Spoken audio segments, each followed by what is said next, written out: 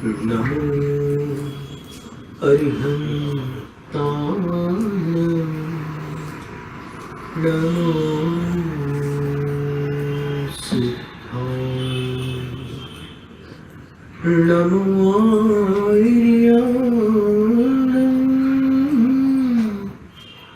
नमो उभयधाय नमो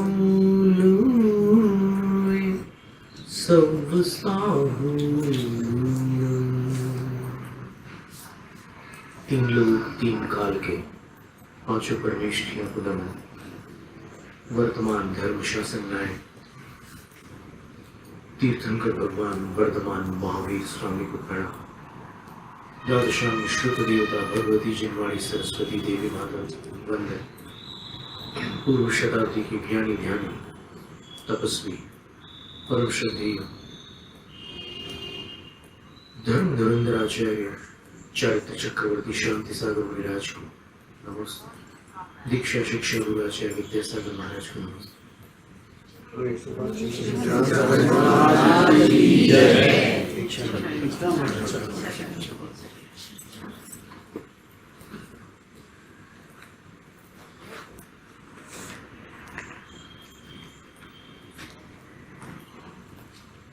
जी समाधि सागर महाराज श्री ने एक बड़ी सुंदर बात कही थी।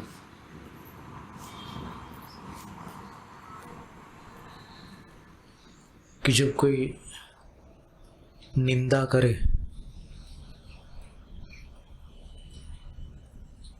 तो उसको चेतावनी समझना,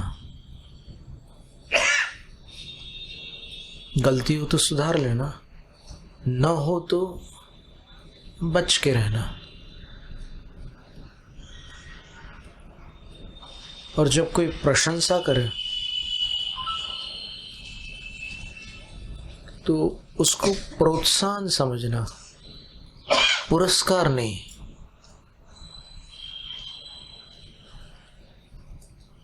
प्रशंसा को पुरस्कार समझने से लक्ष्य छूट जाता है, क्योंकि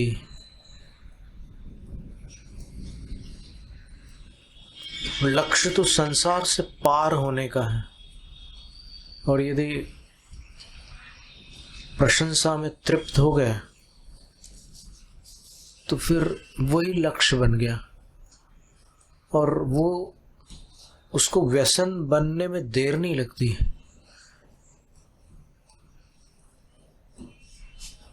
प्रवचन सार की 241वीं गाथा में कुंद आचार्य महाराज ने लिखा, श्रमण, शुद्धोपयोगी श्रमण का लक्षण क्या है।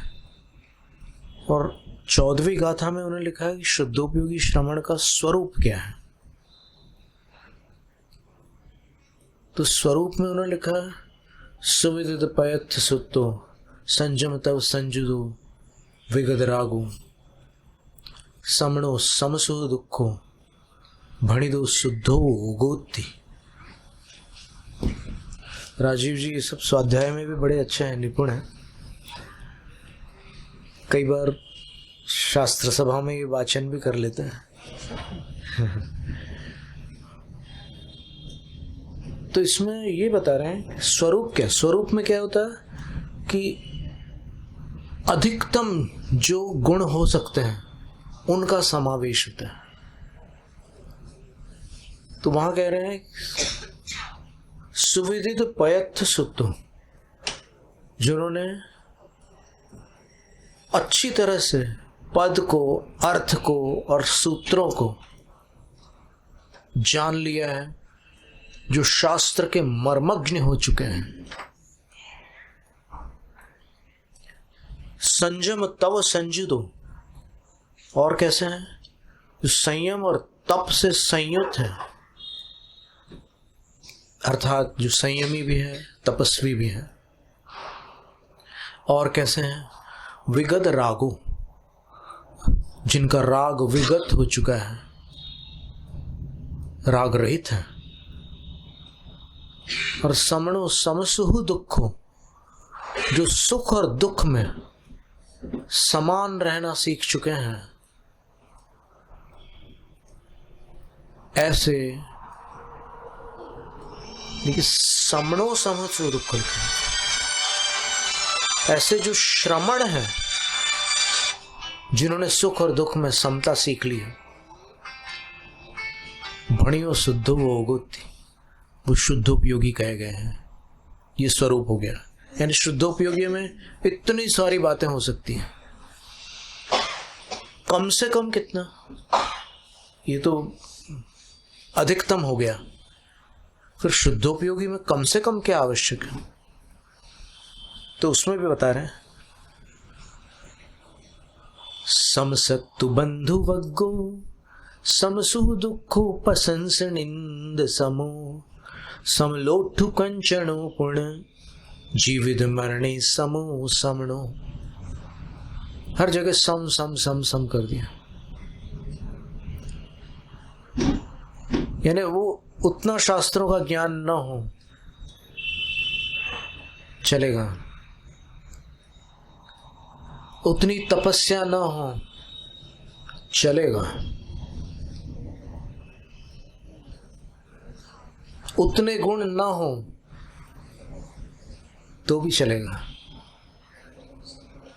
फिर क्या हो, तो कहते हैं शत्रु और अपने संबंधी जनों के प्रति समता हो। और वो आती कैसे है समता? जब तत्व दृष्टि होती है तब एक बड़ी विचित्र घटना होती है, नजरिया बदल जाता है, और नजरिया बदल जाने से नजारा बदल जाता है।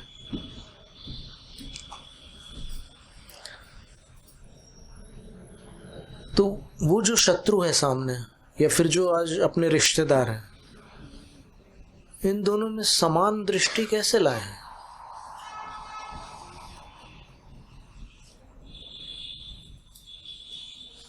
तो उसका समाधान ये है कि आप उनकी अवस्था को देखोगे तो असमान है।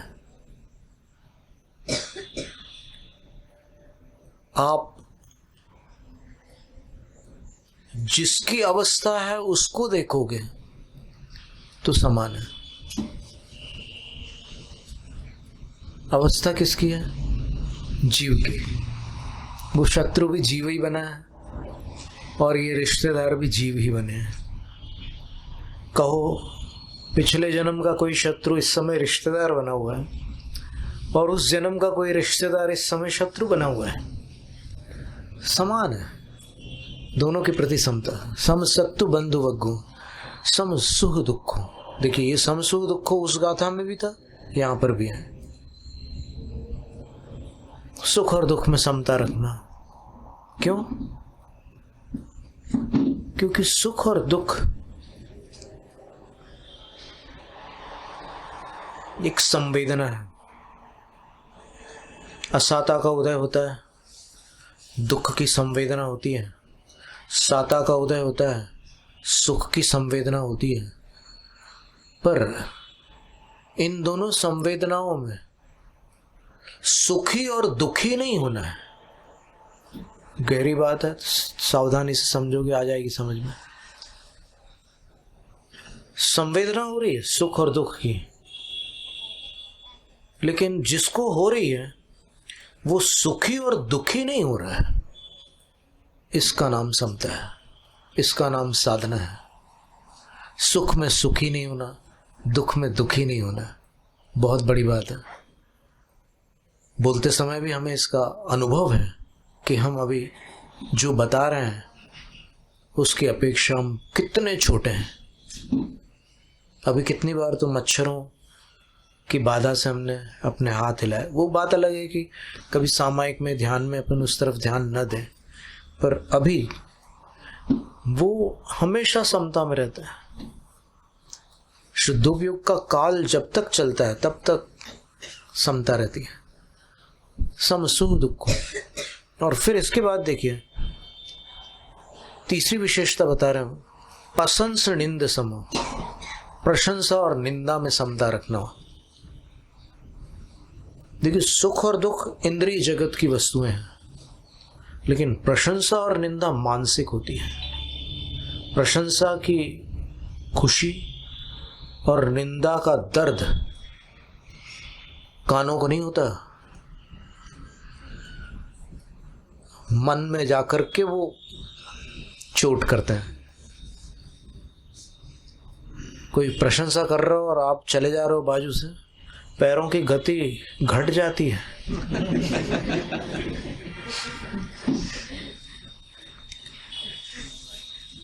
कोई चेहरा बिगाड़ कर ऐसे आपकी तरफ देखकर कोई बात करे,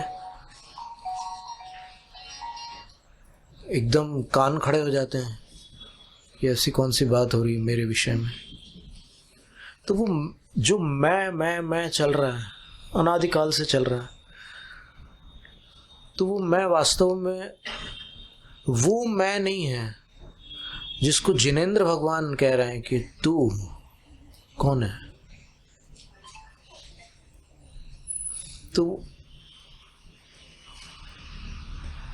सच्चाई तो यह है कि कोई अपने को जान ही नहीं सकता। अपन ऐसी असाधारण वस्तु हैं जो अपने ज्ञान में आ ही नहीं सकती। भगवान ने जो बताया है कि तुम ये हो, तो उनकी बात सुनकर उन पर श्रद्धान होने के कारण कि ये कभी असत्य नहीं बोलते, तब लगता है कि अच्छा मैं ये हूँ जो भगवान बता रहे हैं। और अपन अपने अंदर झांक करके देखें, ईमानदारी से अपने आप से पूछे कि मैं कौन हूँ, तो कुछ उल्टा ही सीधा परिचय आता है अपना। वो पूरे अहंकार से बने हुए परिचय आते हैं। मैं सांवला हूँ, मैं गोरा हूँ, मैं सुंदर हूँ, मैं कुरूप हूँ, मैं बीमार हूँ, मैं स्वस्थ हूँ, मैं धनी हूँ, मैं मध्यम वर्गीय हूँ, मैं निर्धन हूँ, मैं प्रभावशाली हूँ, मैं प्रभाव शून्य हूँ। ये जितने परिचय आते हैं वो सब पराधीन परिचय हैं। मैं अमुक जाति का हूँ, मैं अमुक नगरी का हूँ, मैं अमुक शैक्षणिक योग्यताओं से संपन्न हूँ। ये सारे परिचय पराश्रित है। एक एक परिचय को आप हटाते जाओ, जिस आश्रय से आपका परिचय है उसको आप हटा दो, तो फिर क्या परिचय है आपका? जितना फैला के रखा है परिचयों को, जीवन भर कितने सर्टिफिकेट्स, कितने मेडल्स, कितने कप्स, कितने फ्रेम्स बना के रखे हैं अपने, उन सबको हटा कर देखो क्या है अपना परिचय। और अंत में जो माता पिता है वो भी अपना परिचय इसलिए नहीं है क्योंकि वो तो इस जन्म के हैं। क्या इसके पहले अपन नहीं थे? अपन तो हमेशा से हैं।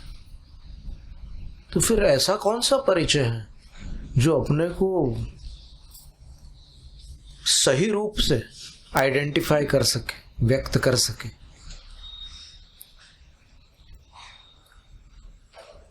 तो फिर भगवान की शरण में जाते हैं।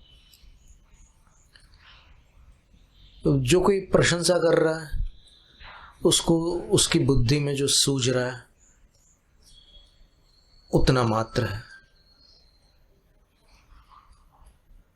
वो सर्वज्ञ नहीं है, वो छद्मस्त है।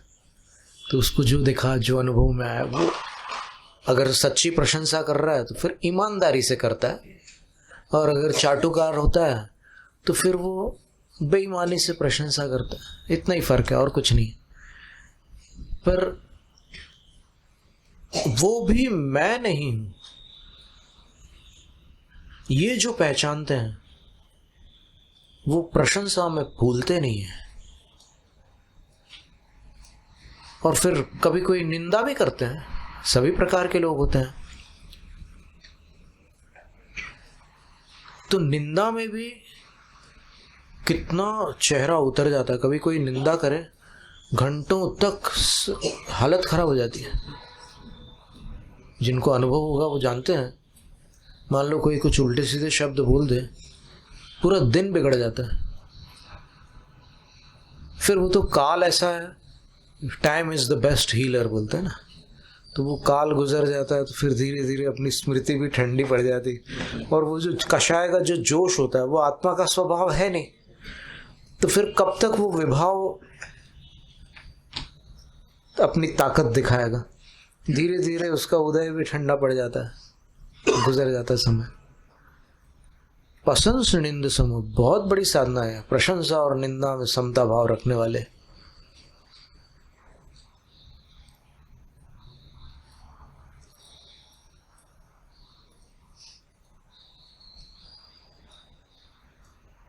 जो अपने को जानते वो रहते गुमनाम, जो खुद से अनजान है वही चाहते नाम।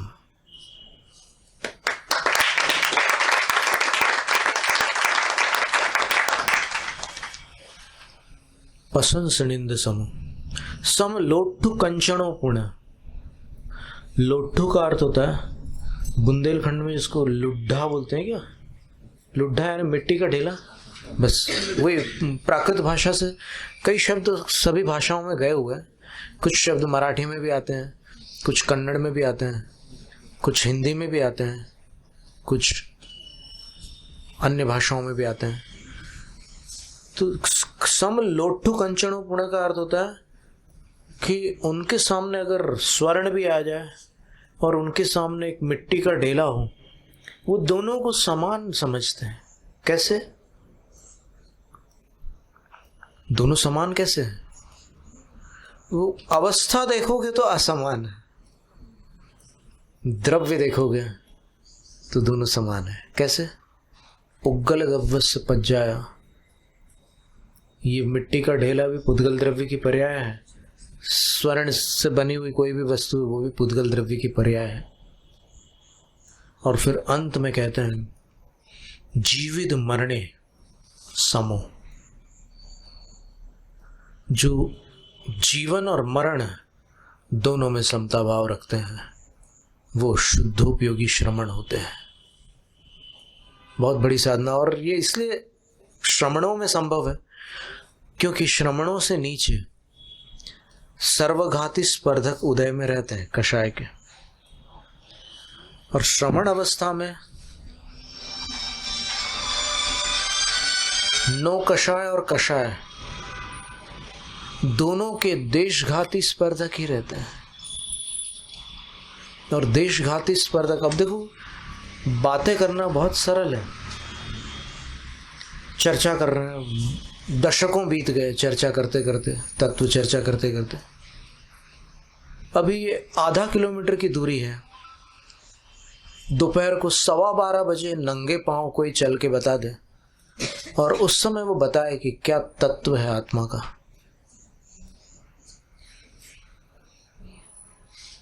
आधे किलोमीटर की बात कर रहे हैं हम, 1 किलोमीटर भी नहीं, ओनली हाफ किलोमीटर, फिर 500 मीटर्स। लेकिन जो सच्चे साधक हैं वो उस समय भी उसका ध्यान रखते हैं।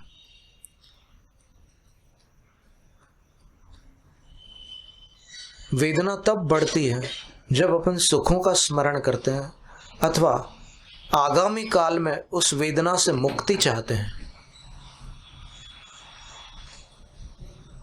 मुक्ति क्यों चाहें अपन वेदना से? अपन ऋणी है ना, कर्म बंध अपन ने बांधा है। तो सच्चा धर्मात्मा कभी ये नहीं चाहेगा कि मैंने जो भी पूर्व कर्म किए हैं उनका फल जो मुझे मिलेगा या मिल रहा है वो माफ हो जाए। और नहीं धर्म ऐसा अन्याय कर सकता है। अपराधी को तो दंड अवश्य मिलेगा। प्रशांत के पिताजी बोला करते थे कि भूल क्षम्य है लेकिन अपराध दंडनीय है। बहुत सुंदर वाक्य बोलते थे वो। तो मेरे अपराध क्षमा करो। अरे अपराध क्षमा कैसे करो और क्षमा मांगने की हिम्मत कैसे हुई? अपराध का तो प्रायश्चित लिया जाता है, दंड लिया जाता है। और जो अपराध का दंड स्वीकार करते हैं वो फिर ऋण से मुक्त हो जाते हैं। सजा काट लेने के बाद उसको कोई पुलिस नहीं पकड़ सकती। भागने वाले को जरूर पकड़ेगी और उसको और सजा देगी। तो ये जो जैन मार्ग है ये भागने का मार्ग नहीं है। एक एक कष्ट का सामना करो। डरने की क्या बात है? जो कमाया है वो खाओगे, उसमें क्या बात होगी? हमने सभी संघों के सभी साधुओं से गुण ग्रहण करने का प्रयास किया है। एक बार हम भातकुली में थे, कारंजा चौमासे से लौटकर भातकुली जा रहे थे और फिर भातकुली से फिर इधर आ गए थे अमरावती तरफ। तो भातकुली में एक विदेशी व्यक्ति आया और उसने बताया कि मैं कोई देश था, जर्मनी से था या कहीं से था। उसने बोला कि महाराज I want to show you some video. उन्होंने बोला कि whose video, what do you want to show in that video. पूज्य समाधि सागर महाराज श्री भी साथ में थे, उदार सागर महाराज श्री भी साथ में थे। तो उन्होंने बोला कि I have come from Bhagalpur, Bhagalpur से आया हुआ था और वहाँ जो आचार्य हैं उनका वीडियो मैं आपको दिखाना चाहता हूँ। तो हमने बोला ग्लैडली, सहर्ष, हम चाहेंगे, सुनेंगे, देखेंगे। तो वहाँ पिछी परिवर्तन का उनने वो बनाया था एक वीडियो और उसमें अंत में आचार्य महाराज ने गिनती के 4-5 मिनट ही उन्होंने बोला होगा जो भी बोलना था उनको। उन्होंने ये बोला, वो आचार्य एक ऐसे आचार्य थे जिन्होंने अपनी दीक्षा काल में 12,000 उपवास किया। यानी आचार्य शांति सागर महाराज ने 9,938 उपवास किए थे और उन आचार्य महाराज ने, तपस्वी सम्राट आचार्य सन्मति सागर महाराज जी ने 12,000 उपवास किए थे। उन्होंने जो बोला, यानी वो कोई और बोले, हम तो आपको ज्यों का त्यों सुना रहे हैं, लेकिन जो उनके मुख से जो शब्द निकले थे एकदम, वहां पर तीनों महाराज हम लोग बैठे हुए थे, ऐसे रोंगटे खड़े हो गए थे और पूरे शरीर में कोई तरंग सी आ गई थी कि क्या बोला है इन्होंने, 4-5 मिनट में क्या बोल दिया इन्होंने। उन्होंने ये बोला कि अभी सब आप लोग कार्यक्रम देख रहे थे, हमारे पास एक प्रश्न बहुत आता है। हमेशा लोग हमसे पूछते हैं कि इतनी तपस्या क्यों करता, इतनी तपस्या। शायद ही कभी 2 दिन लगातार आहार लेते हो, जैसे आचार्य शांति सागर महाराज जी भी मुश्किल है कि कभी 2 दिन लगातार उन्होंने आहार लिया हो, वो कुछ अंतराल रहता ही था। तो उनसे पूछा कि आप इतनी तपस्या क्यों करते हैं। आचार्य श्री बोल रहे हैं कि मुझसे पूछते रहते हैं लोग बार बार तो आज मैं उसका उत्तर देता हूँ। उत्तर ये है कि हम नहीं जानते कि हमने कितनी हिंसा की है। इस जन्म की तो कुछ याद है, लेकिन अतीत में कितने जन्मों से ये चले आ रहे हैं, कितनी हिंसा की हम नहीं जानते। हम ये भी नहीं जानते कि हमने कितना झूठ बोला है। हम ये भी नहीं जानते कि हमने कितनी चोरियां की हैं। हम ये भी नहीं जानते कि हमने कितना अब्रह्म किया है।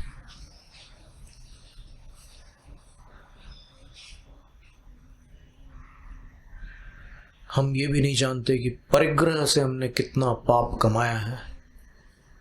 हम बस एक बात जानते हैं, वो ये है कि हमने जितना भी पाप कमाया है वो तपस्या से नष्ट होता है, क्योंकि जिनेंद्र भगवान ने कहा है, इसलिए हम तपस्या करते हैं।